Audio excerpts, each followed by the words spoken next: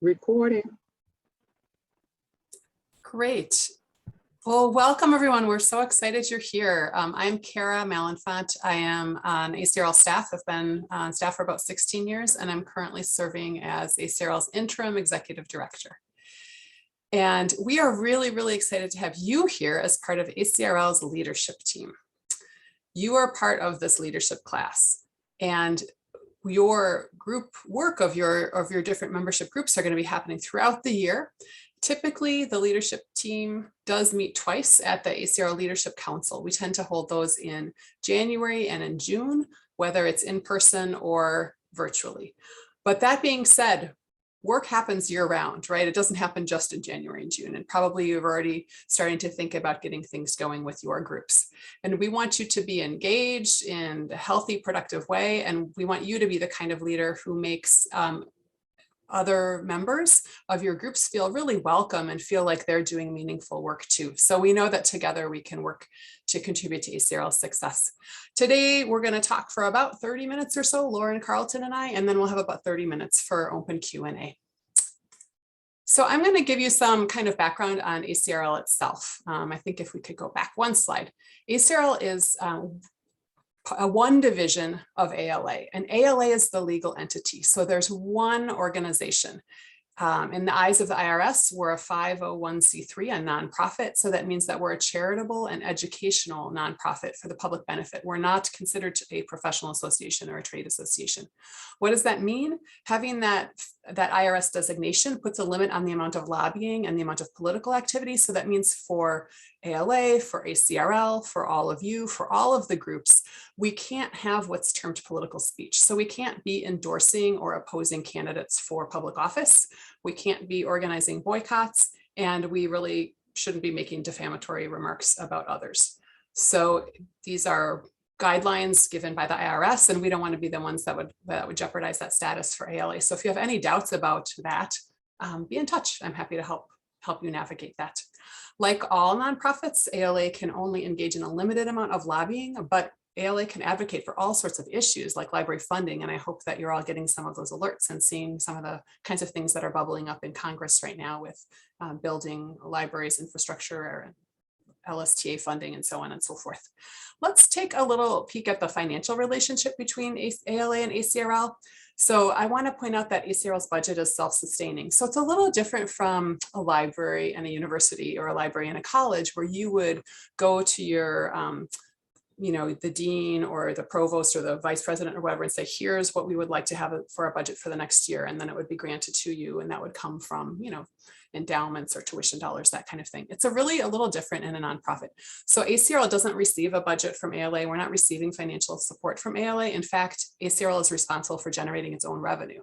And that comes from membership dues, from registrations for webcasts, e-learning, online courses, conference, advertising, sponsorships, those kinds of things. And ACRL has to cover all of its own expenses, including staff. Divisions also pay overhead to ALA. 26.5% is the rate for this year. So for every dollar that comes in for conference registration, 26.5% goes to ALA to cover IT, legal, HR, finance, and the offices like intellectual freedom or diversity and literacy outreach services. So in terms of other important policies that you'll want to know about, external communication is really a big one. So as an ACRL leader, you might be asked by another organization to make a comment or to send a letter of support or to take an action on something. And that's super, that's great. Please come and talk to your staff liaison and talk to the ACRL board. Only the board can actually use the name of ACRL. So we're always happy to take suggestions and recommendations and look to you for leadership to do things like endorse other standards that other organizations put out. And some of you have been involved in that kind of work, or to take actions or to make statements. You all will have your ear to the ground in a way that members of the board may not. You might hear about something that's bubbling up that's really important for ACRL as an entire division to take a stance on. And we're happy to work on that process with you to make sure that ACRL can send a letter, issue a statement, that kind of thing. So please just go ahead and get in touch and we'll work on it together. Couple other policies I want to alert you to. We know how many of you want to gather input and feedback from your members to be able to better tailor some of the programs you might be interested in creating or tools or whatnot. And we know surveying people is super easy, which is great. But please do take a pause before you create a survey that would go beyond your own group. If it's going to go broader, just check in with us so that we can help you make sure that it's as strong as it possibly can be. We want to make sure we're avoiding survey fatigue because lots of groups want to survey ACRL members, and we want to avoid duplication. We might know, oh, there's another group that's interested in the same topic. Maybe you guys could work together. So just be in touch. And we might also have some tips about helping just improve the strength and make sure that the survey is of the highest quality, having seen a lot of these ourselves over the years. But once your survey is approved, staff can work with you to make sure that you're getting it out through all the appropriate channels. We have lots of communication tools, and we can help make sure you get a really broad reach. Another important policy to be aware of is about member group work. So ACRL is a publisher and an online learning provider. And as I mentioned earlier, ACRL needs to generate its own revenue to support all of the wonderful work that is happening across all of our groups. So we really look to you to help create fantastic content that's going to connect with just what members need at this moment in time. And we know you have creative ideas. So we would like to be the first to consider how to get your unit's work out, or how to offer a webcast on a topic. So when you volunteer for ACRL, you're serving on behalf of the entire profession, and you have a national reach, and we're happy to help you expand that reach and reach new members. ACRL's content strategist, Erin Nevius, would be happy to work with you if you have a topic in mind. And then the last bit of information I wanted to convey to you before I pass things off to Lauren Carlton is about how you can work with the ACRL Board of Directors. So it's a good idea to keep up with kind of what's on the board's agenda lately. And there might be times when you do want to work with the ACRL board, for example, issuing a statement, a guideline, that kind of thing. So here's a few other examples. The board approves any awards, new awards that might be created, any changes to the award criteria. The board approves standards and guidelines that are developed by sections or interest groups. The board approves changes to the creation or renewal or dissolution of a section, an interest group, or a discussion group. So if you think that something needs to happen, some kind of action needs to happen, and that it's going to require the board to say yay or nay, there's a form that we have. It's a Board of Directors action form. You can download it. Staff can help you find it if you're not finding it. And we will be really proactive in announcing to you the board is going to be meeting on this date, forms are due this date, giving you examples, giving you heads up, and helping you work to get those forms in on time so that the board has a real clear sense of who's making this request. What is it they want us to do? What's the background in the issue? Okay, and then they can have a good discussion and make a decision. So you don't have to wait for the board to meet in person, as we've all become accustomed to, but our board had long been working virtually. I'm happy to do virtual actions as well. So now we're going to start talking a little bit more, less about sort of the big level ACRL things and a little bit more about some of the information that will help you work effectively with your group. And my colleague Lauren Carlton is going to lead that conversation. Hello, everyone. I am Lauren Carlton, and I am the staff liaison to sections, interest groups, and discussion groups. I'm very happy. I see a few familiar faces, and I look forward to learning the new faces. So I'm just going to get started off with just a little bit about the Directory of Leadership here. So here's just a few resources that you have. This Directory of Leadership will be probably your best friend. I reference it all the time myself.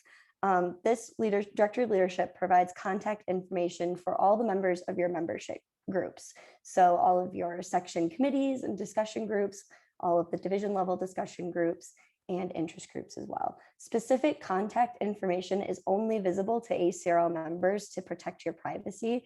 So once you log into the website with your ALA login, then you can see everyone's name and emails and possibly institution and that sort of information on the roster. So if you ever don't see that listed, be sure that you check the upper right-hand corner of your computer and make sure you're logged into the website. These rosters are linked to the contact information in the ALA membership database.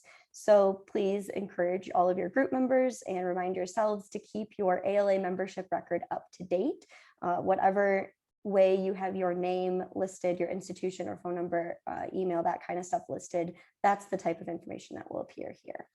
Membership began on July 1st. So now is a great time, if you haven't already, to review your rosters and reach out to your colleagues and introduce yourselves as leaders. And I do just want to point out that these next couple days, the rosters might look a little funky still because we've extended the last year's leadership appointments by an extra month, just so they could wrap up some work. So if you look at the roster and you see double people listed for some positions, you'll be able to see the term date to know like when they're supposed to end, but maybe to make it a little less confusing, maybe wait till August 1st just to check that out. And then it should be a clean swoop of only the leaders for this year. Next slide, please. Some of you may be familiar with ALA Connect. This is also going to be one of your favorite sites to visit.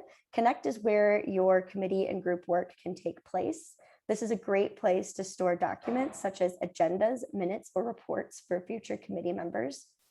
Starting in the spring of 2021, so a couple months ago, some of you may be aware we have transitioned all section, interest groups, and discussion group lists to ALA Connect. So there are no external listservs now hosted through ALA or ACRL. Everything should be in Connect. In order to post to the list, you will need to be a member of your group's ALA Connect community. And address the address for the discussion group emails. Those discussion lists can be found on the roster. So if you go to your group roster, every individual roster page should have that email listed, as well as information for how to join the group if you are a member or if you are a non-member. So you'll want to make sure that you are a part of your group and everyone else is on that Connect space. And as I just mentioned, joining the Connect community is free to both ALA members and non-members. The nice thing about section and interest groups is if you join a section and an interest group and you are an ALA ACRL member already, when you renew your dues or when you join that group and you add the section or interest group to your membership, you will automatically be part of the community. So that's a nice little perk. And again, you'll want to check your unit's official roster on the ACRL website for complete details on how to use the Connect email address. Next slide, please. Now I'm just going to touch on some key dates and deadlines to be aware of. And all of these dates, don't worry, we'll send you announcements and reminders as they approach. But we just wanted to let you know these upcoming deadlines for the communities of practice will be posted in the CoPA Connect community. So that will be for interest groups and sections, that is CoPA, and discussion groups will get their announcements posted to them as well. And we've already added all the new incoming section and interest group leaders to the CoPA space. So that's another Connect space that you don't have to worry about joining yourself. If you are coming in as a new section vice chair or incoming interest group convener, you'll be able to access that community for your executive committee as of July 1. So that should have already happened for you. So if you go to your Connect groups and don't see that, feel free to let us know and we'll make sure that you're in there. As you know, ALA has an open meeting policy, and this applies to virtual meetings as well. So if you plan to hold a virtual meeting, we ask that you give 10 days notice in ALA Connect and post the agenda and minutes in the space, as well as sending to the staff liaison, which would be myself. With respect to minutes, we suggest that you prepare meeting highlights and summaries and focus on recording the key actions or decisions that were made, as well as your next steps, so that it's clear what is going on and who is going to do what by when.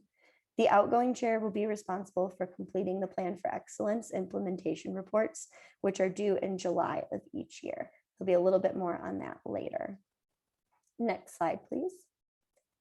Your section membership committee chairs are de facto members of the ACRL section membership committees.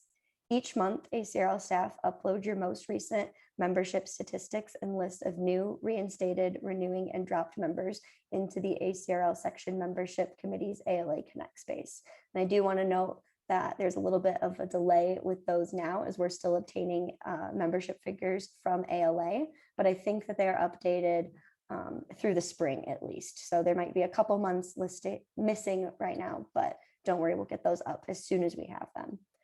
Section representatives are also encouraged to share these reports with their executive committees and contact the new, reinstated, renewing, and dropped members. Next slide, please. Interest groups also have member reports. So each month we will be uploading those most recent membership statistics to your interest groups Connect library. And they're generally available the second or third week of each month. And again, there might be a little bit of a delay there, a couple missing, but they should be up pretty soon. Next slide, please. Now I want to talk a little bit about section basic service funding. Sections receive a funding allocation notification in early October, which is based on the section membership numbers at the end of the previous fiscal year. So in October, you should be receiving a message from me letting you know what your budget is. Please note that unused funds are not carried over into the next fiscal year, which begins on September 1st of each year. Section chairs approve requests for funding that are submitted by committee members before sending them to ACRL. Next slide, please. This chart shows the FY21 basic service budget ranges based on the section membership numbers as of August 31st. Each section receives $1,000 as a base and an additional 75 cents for each member over 500. Sections have used basic service funds to sponsor emerging leaders, to support liaison activities, member engagement initiatives such as social events, and to carry out the work of section committees. Again, sections receive their funding allocations in October, so there'll be more details at that time sent to section leaders. Next slide. Each interest group also receives a budget of $150 per year. And again, please note that those unused funds are not carried over into the next fiscal year. I'm going to share a link in the chat here too when I'm done speaking, which is the guide to policies and procedures. And that link will probably be your #1 resource regarding all funding questions. That page will include information on many of the details that we've just covered, including structures of your groups, continuance of requirements, and much more. So again, I will be putting that link in just a couple minutes here when I'm done. Next slide, please. The next thing I want to talk about with you is section appointments. Section vice chairs make their section committee appointments, which will begin the year that they serve as section chair. Appointment terms follow the membership year, which runs July 1st through June 30th annually. The official call for 2022-2023 committee volunteers will go out in December of 2021, and the volunteer deadline will be February 15th of 2022. Please note that the volunteer form is only available to current members because all appointees must be ACRL members through the duration of their committee appointment. Next slide, please. Interest group and discussion group appointments are not handled through the appointment system. Rather, the interest group and discussion group leader is responsible for choosing the next incoming leader each spring. Interest group leadership positions are for a 3-year term commitment as its incoming convener, and then past convener.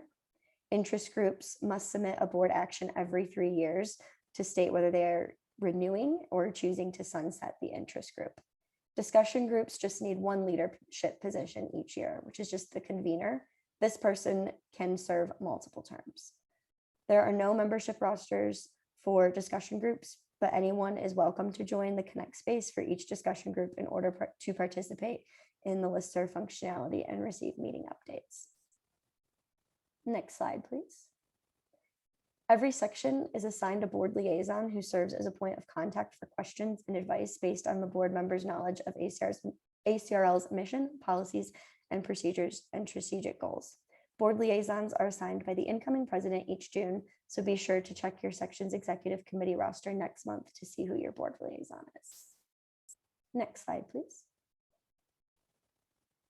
ACRL offers several types of online learning, as you'll see detailed in the chart here.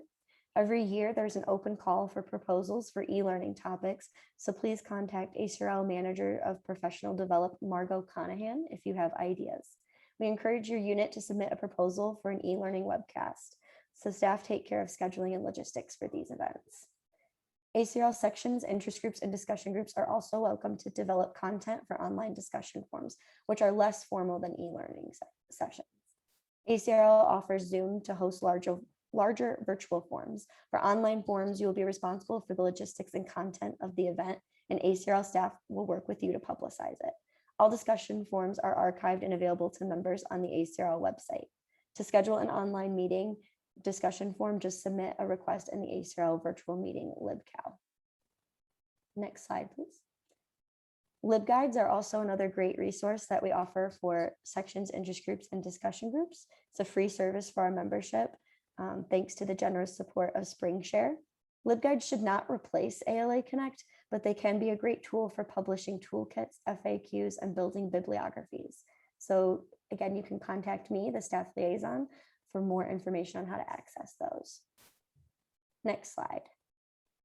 And as I mentioned earlier, I'd be touching back on the Plan for Excellence report.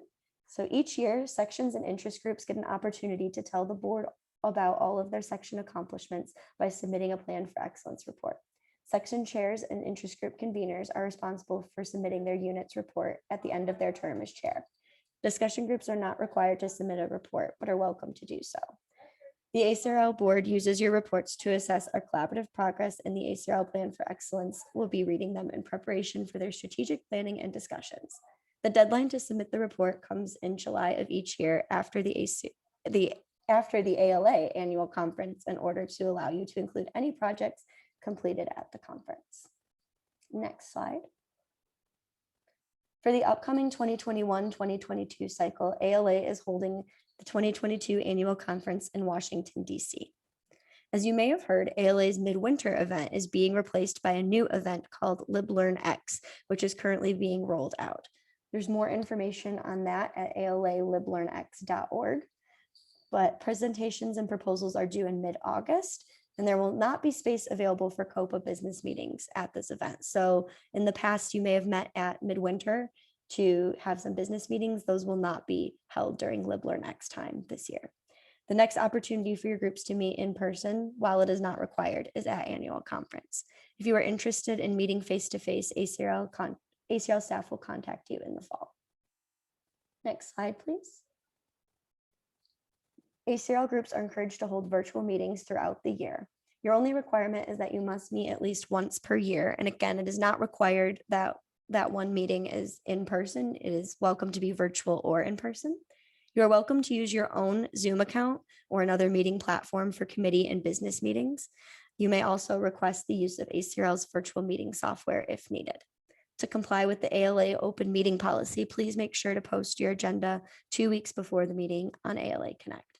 We also encourage you to post the meetings 2 weeks after. Next slide. And just to wrap things up, I have a couple final steps.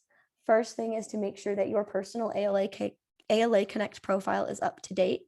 It's nice if you can add a picture of yourself or spend some time adjusting your notification setting for each committee space. And since all the discussion lists are now hosted through ALA Connect, I would personally suggest setting your notifications to daily digest. That way, at the end of each day, you'll just get one email kind of wrapping up all the posts that were made in your community that day. The next step would be to reach out and introduce yourself to your committee and welcome the new members if you haven't done so already.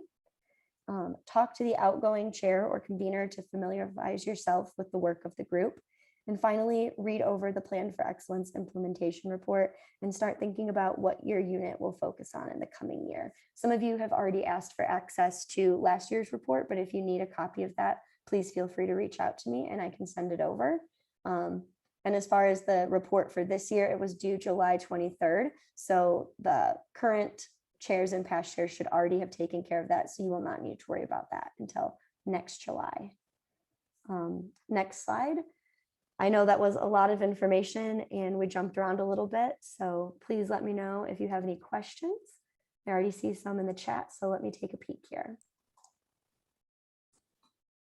And I think at this point, thank you for stopping sharing the slides. I think if folks have questions, you can certainly type them in chat, but you're also welcome to just put your hand up and or use your reaction, and I'll go ahead and scan and see, and we can kind of do a little landing strip here where we tee up people who might have questions because we've got some time. So, you know, we did convey a lot of information. Some of you have already been leaders. This might have been new to some, but if you have questions about anything in terms of how you can manage your groups best or what tools are available to you or anything about ALA or ACRL policies, we're happy to answer.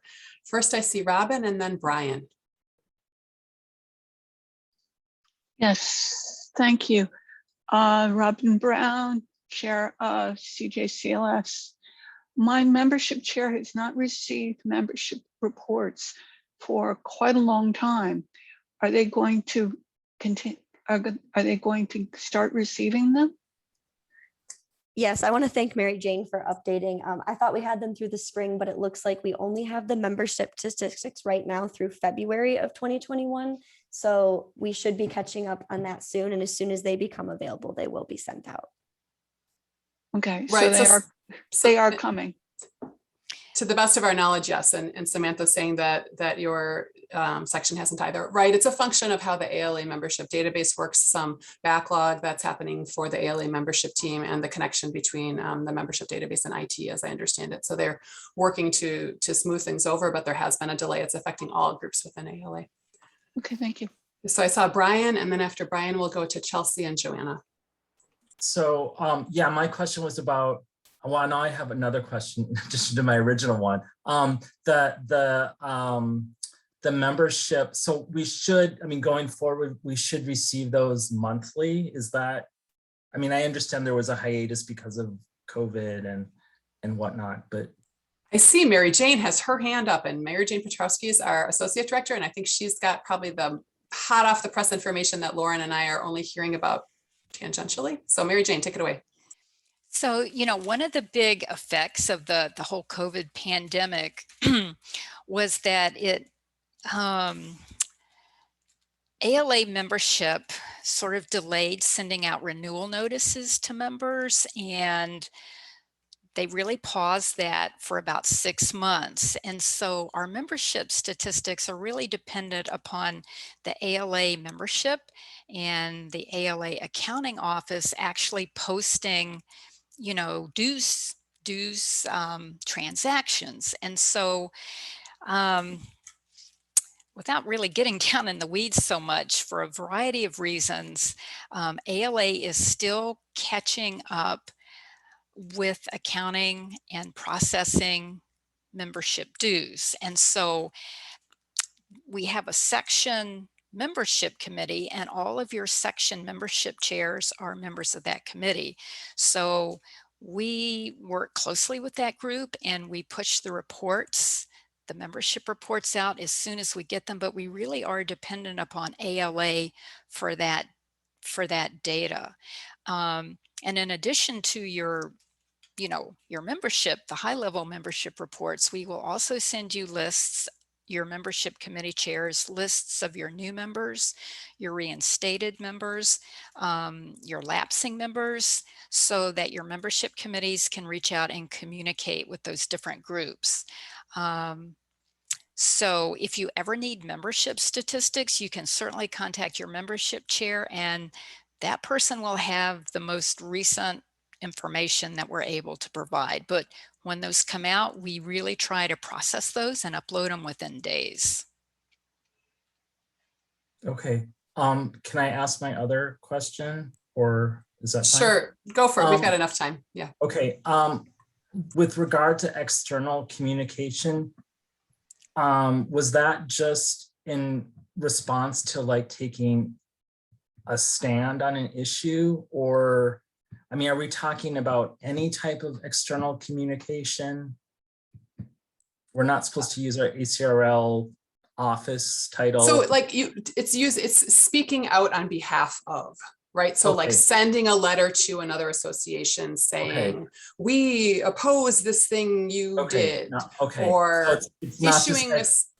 Yeah. Yeah, it's not like external emails going to just informing them of something or whatever. But no, but if you're at all on the fence, don't hesitate to touch base and ask a question. And you can read the policy. It's really about the official use of the name and taking a position and kind of speaking on behalf of the whole group. And really that's a function of ALA policy. So ALA is the one legal entity, and ALA really speaks out on issues that affect the entire profession, but council has authorized each division and given each division latitude to be able to speak out on issues that affect their particular segment of the profession. So for ACRL, if it's something dealing with academic libraries, the ACRL board needs to sort of, okay that. So issuing statements, those kinds of things. Issuing, like I said, if you were unhappy with something, if you were unhappy with some policy that another association had made in regards to promotion and tenure guidelines for faculty in engineering. You know, touch base with us first before we start sending letters like that. You know, we'll talk through it. And I'm so sorry, Joanna had to leave. Bummer. We'll reach out to her and find out her question later. But Chelsea, you were up next. Thank you. Hi, thanks. This is just mostly a clarification going back to when you talked about surveying members. You mentioned we would need approval if it was ACRL wide, but if we're reaching out to only our section, for example, I'm chair of the PIPers, the politics section. If we were reaching out only to PIPers members, would that survey be something we would not need to touch base with ACRL about?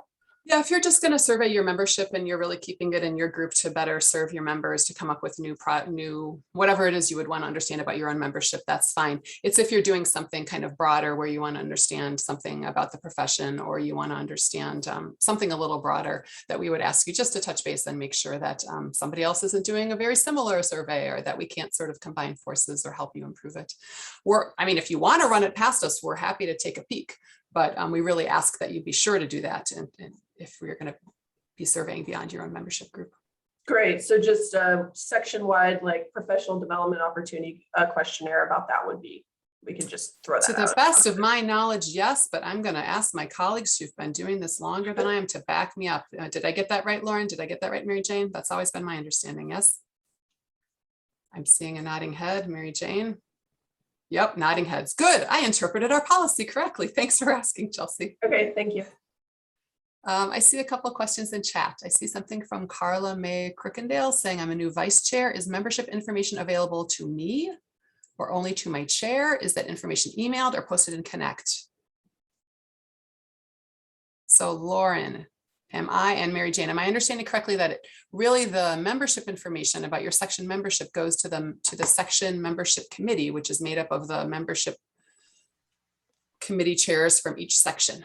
So you have a membership committee, your membership committee chair will be getting the information and can convey it to you. Right. We upload it into their Connect space and encourage them to distribute it to all of the section executive committees. I also see another question above that from Hannah. And I think if Kara wants to jump back in, what if we are speaking on behalf of our section and not all of ACRL? Right. So no committee or section or group within ACRL can speak out independently on its own. So if there's something that affects your section, it probably affects academic libraries. And so the board would need to review and sign off on that. And there's some really good examples we've had recently. RBMS, for example, brought forth some, I think it was the society, SAA had some guidelines, and they thought RBMS really should be endorsing these. And we said, oh, not just RBMS, ACRL really should be endorsing these. Let's take a look at those guidelines together. Maybe ACRL can put its name behind it. And then we can use all of our communication channels as well to let the profession know that we've endorsed these guidelines. So those are some of the kinds of examples.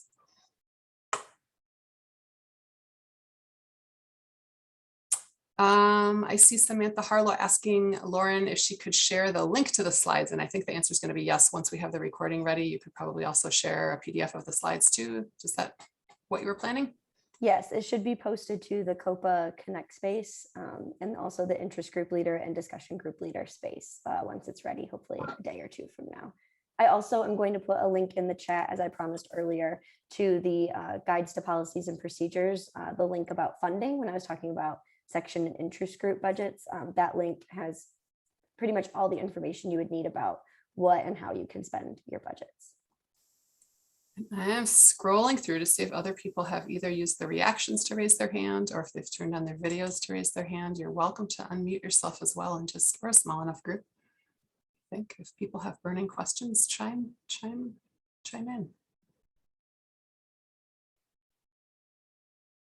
William.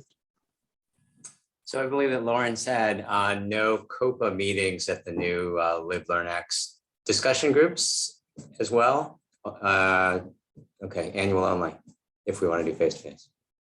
I also want to add, you are welcome to meet anytime, like virtually. So even though business meetings won't be held during that week of LibLearnX, if your group is used to meeting around, January, February, midwinter time, you're more than welcome to schedule another virtual meeting yourselves and promote that on your channels and still meet with your group. It's just annual conference would be that in-person time and the one like big kind of the one time a year required time, so to speak. Okay, thanks.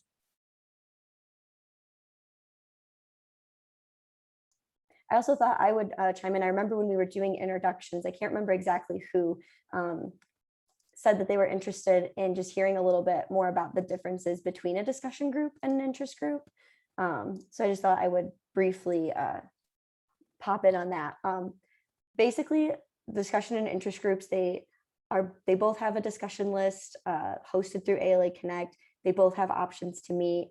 They both can go to conferences. A lot of the groups is the same. There's a lot of overlap. The main difference is that the interest groups just have a little bit more structure.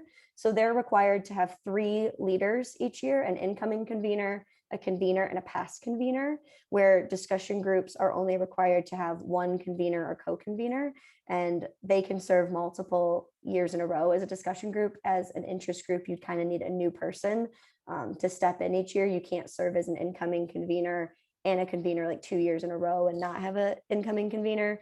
So you got to always have like 3 different people, where discussion groups are only required to have 1. So that leadership commitment for an interest group would be a 3-year commitment, as opposed to when you sign on for discussion group, it's just 1 year at a time. And also, as I kind of touched base on earlier, interest groups as well as sections are the only ones required to submit a plan for excellence report each year. Discussion groups have the option to submit that, so you might hear about it, but it's not anything you have to do. So essentially, discussion groups are just a simplified way to exist while receiving the same support from ACRL and offering the same level of programming and support to its members. Interest groups just have that little addition of structure. And Lauren, there was one other interest group question earlier in chat about how will we know if our interest group needs to renew? Do you reach out? How does that happen? Yes, I will be in touch with you when it's time for your interest group to renew. You also, if you want to take a peek at the bottom of each interest group roster, it tells you the next renewal date.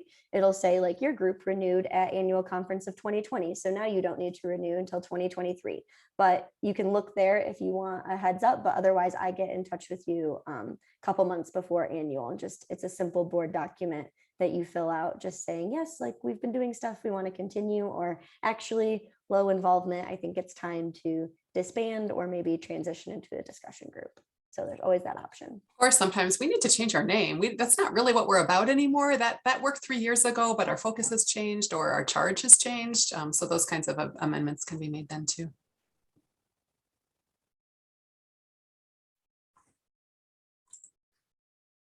Who else has questions that we can help address?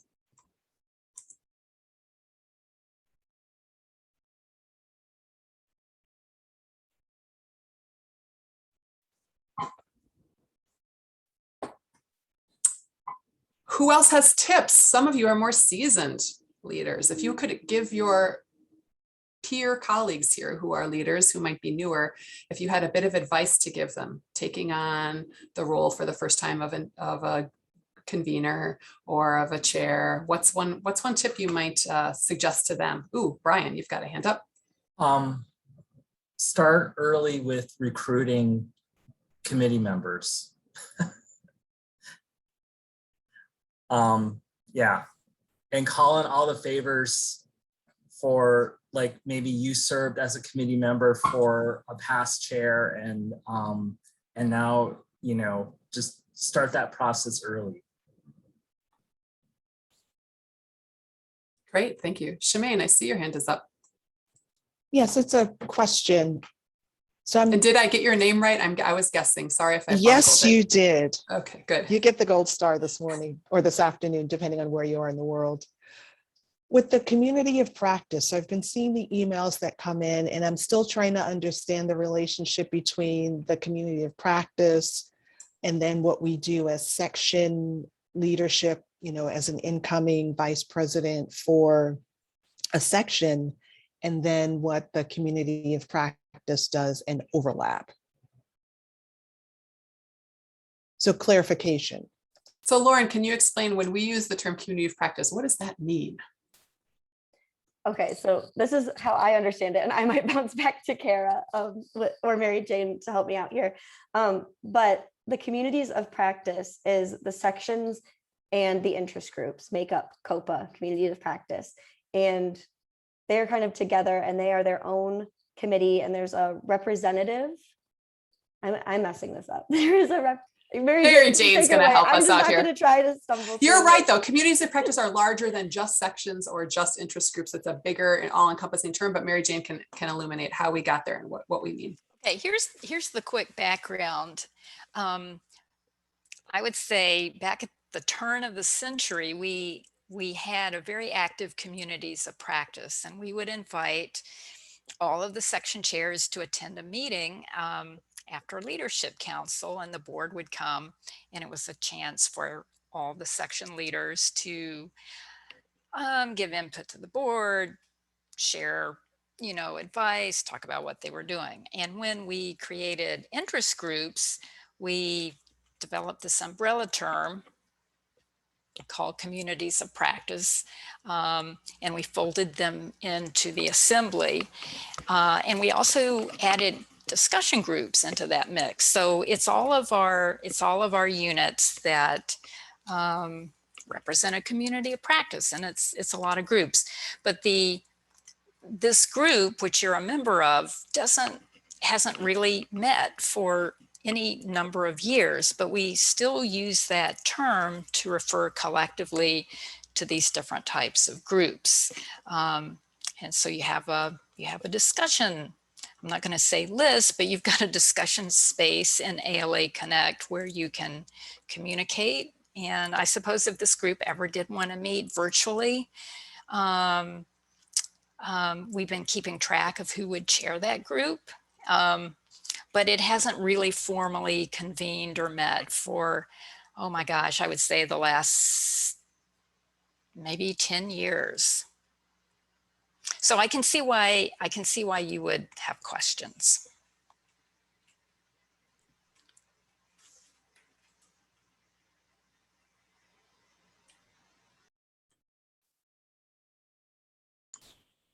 So I'm seeing a question in chat for others to offer some peer support here from a co-convener of a new discussion group, saying we have good discussions when we meet virtually, but does anybody have tips for how you keep conversations going between meetings? Has anyone had success with that?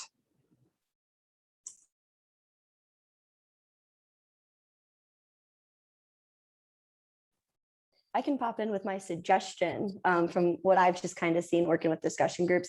I would say ALA Connect is your best friend now in terms of you can put posts in there, you can comment on each other's stuff. Like not only can you upload your documents and see what went on at meetings if you missed it, and I feel like ALA Connect is the place to talk. And especially now that we have a nice email address set up and it serves a little bit more like a discussion list than just like you have to log in and post, I would say keeping questions and topics and stuff going in there. And as convener, if you want to take the lead on that, even like maybe once a month, you could post a question to the group, or, since our last meeting, somebody touched base on this, like, have you done anything with that? How did that event go?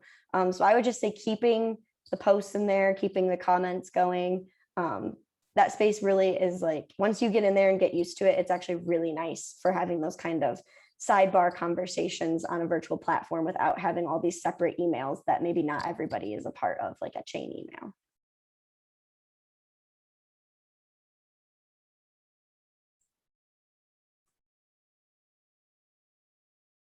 Do other folks have thoughts on that topic or other questions or comments? Other bits of advice you'd want to give your peers here? Things that worked well for you and thinking about getting going with your new leadership year.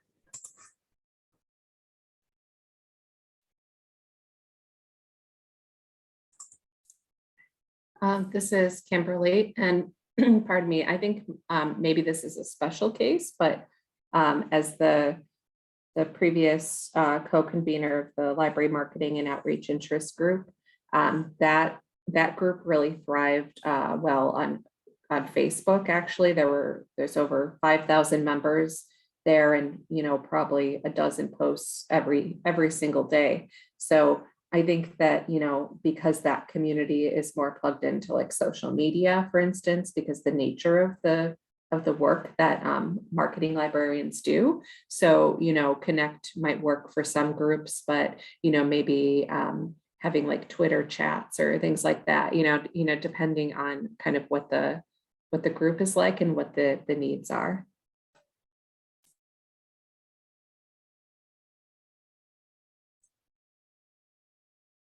Great, thanks for sharing that observation.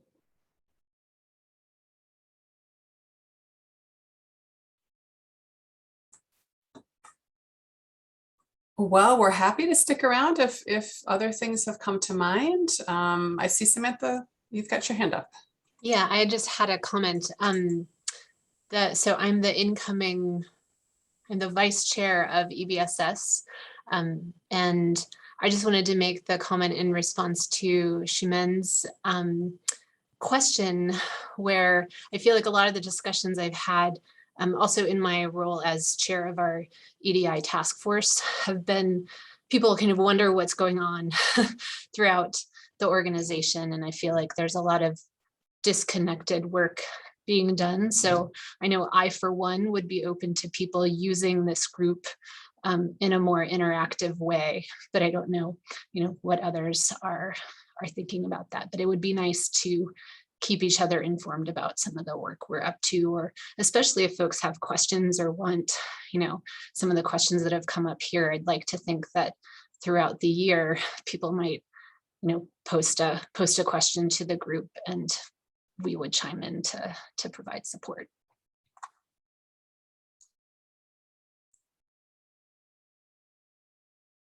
Great, so maybe this group will start using that in a different way to connect with each other. That's a great idea. I see in chat some folks are agreeing. Having conversations among groupings is helpful, and maybe exploring options for collaborating with each other on programs could be one other great ways. Hearing more tips from folks like Brian, how do you think about appointments for sections, or how do you think about engaging members? What are some ways you can keep those conversations going in between?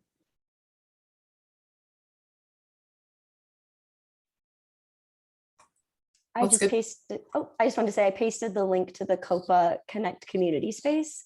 If you guys wanted to start there, just making sure you could get in and maybe post. I thought that was a great suggestion Samantha just had. Post to just maybe once a month, check in, be like, what's everybody doing? Or any tips, any tricks? Like, you can have these conversations all throughout the year, which would actually be great. And I'm also going to post the link to the CoPA roster, just so you can see a list of everybody's names. And again, this roster might look a little funky just because those term dates have been extended for the extra month through July 31st, but as of August 1st, should be back to a little bit more normal. And Lauren, when folks are logging into Connect, they should see a little thing that says My Communities. And if you click there, CoPA should show up for you all because you're designated that way. So don't worry about please click on that link now, but don't worry about keeping it bookmarked or something. You'll be able to get access to it again. And I do just want to note that the CoPA space has interest group and section leaders in it. Discussion group leaders have a discussion group lead space that is just for discussion group leaders that you all should have been added to. And interest group leaders also have a separate space called interest group leaders for just interest group leaders that you've been added to. So CoPA is a great place to kind of collab together, but discussion groups and interest groups do have their own leadership space as well. And Mary Jane, you had your hand up. You wanted to chime in? Yeah, I am the staff liaison to the ACRL membership committee, and every December they do a webcast to help people understand how our appointments process works. And so we always invite someone from a section to represent or to talk about the section process. So I just wanted to give you a little heads up that the membership committee chairs will probably be reaching out to you in October to see if one of you might be interested. So I just wanted to plant that as a little tickler. And if this is something you'd really like to do on behalf of sections, let me know. That would that would be much appreciated.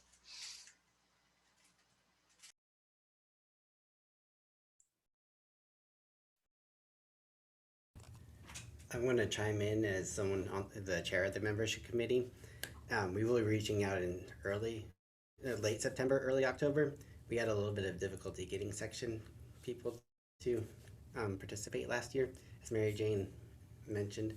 So look out for an email from us, and we look forward to hearing from you and your excited responses, and to participate and help out with that. And hopefully we'll be doing that in late October, early November. So look forward to hearing an email from us. Great. I wanted to share something that Mary Jane shared with me earlier this week, a good reminder about just how important the kinds of groups you all are leading, how important that is in the life of an ACRL member. We know, we've done member research and we studied the path for engagement, and we know how members come into the association, and we know how important it is for their first experiences. Most often they're affiliating with a section. And that's where they find their group. That's where they find their like-minded people. That's where they find people who have similar jobs or are working in similar settings. And that's where people really kind of first get plugged in. And I would suppose also in interest groups and discussion groups, right? For those same reasons, you can find people who are interested in kind of the niche topic that's most relevant for you, that's going to help you in your day-to-day work. And we know that people don't start to do more until they first engage in a section or community of practice, and then they start putting a question in a discussion group or having a chat thread and kind of getting engaged in the conversation and that informal discussion that's happening among professionals. Then we know that they're not quite ready to put their name in the hat and be a volunteer just yet. The next thing they do is to register for a webinar or participate in some kind of a professional development. And kind of after that, people seem to be really ready then to be committee members or group members and get appointed to things. So it's kind of an interesting path. It's a little bit of a long path, but I just wanted to, it was a good reminder when Mary Jane and I had this conversation earlier this week, because it starts with you guys. It starts with the people who are most connected with the day-to-day work of people in particular interests, particular topic areas, particular sections. Is that a fair enough way to say it, Mary Jane? How much we rely on sections? Yeah. Well, let me just add a small detail to the research we've done, which honestly surprised me.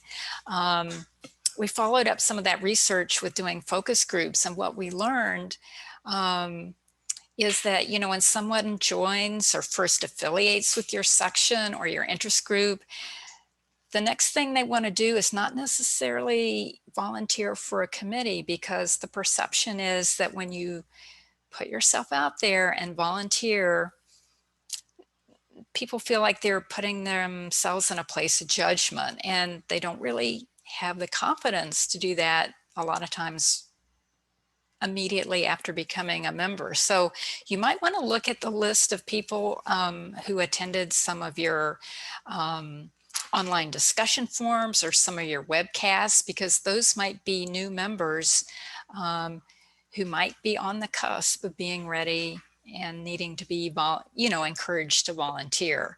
So I just want to remind all of the vice chairs who will be making appointments that volunteering is a little bit scary, I think, for some people who might be new to the profession. So I just wanted to share that insight with you. Thanks, Mary Jane. I feel like I saw another hand up, but then I think it went down. I don't know whose hand it was. Did I miss it? Did somebody else have a question? Go ahead, unmute yourself.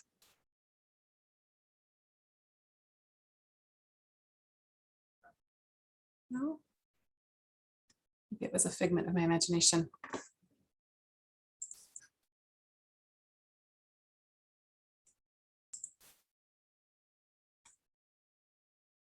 All right.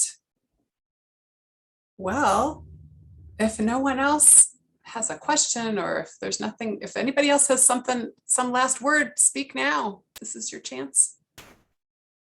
Otherwise, I think we'll give you back 5 minutes. We'll make sure to post the recording. Lauren's got the slides up there. Hannah, I'm going to look into your question about if you have separate interest group and separate discussion group, why not separate sections? Oh, let me look into that. I'm not sure. I don't know that I have an answer for that one. And folks seem to be interested possibly in meeting together as a group, as a CoPA group again mid-year to support each other and share ideas and whatnot. I think that's a fantastic idea. So I hope you all have great years with ACRL and at your places of work and in your personal lives, and that we all can sort of find ways to get everything done that we need to do to help our students prosper too. So don't hesitate at all to be in touch with Lauren, with me, with Mary Jane, with your board liaisons. We are here to help do everything we can to make sure that you're successful, because your success and your group's success really lead to ACRL success. We're here together. So thank you all very much.